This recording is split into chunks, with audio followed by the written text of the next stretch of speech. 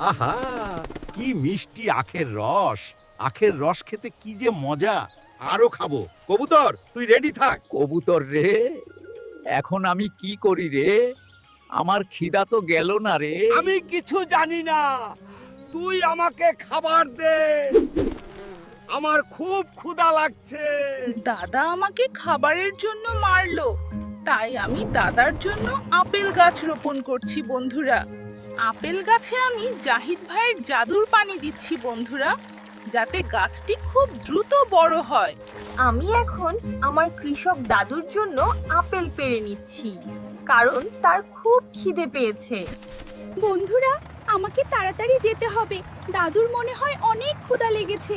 দাদু আমাকে ভালো না বাসলে কি হবে? আমি তো আহ, কি শান্তি!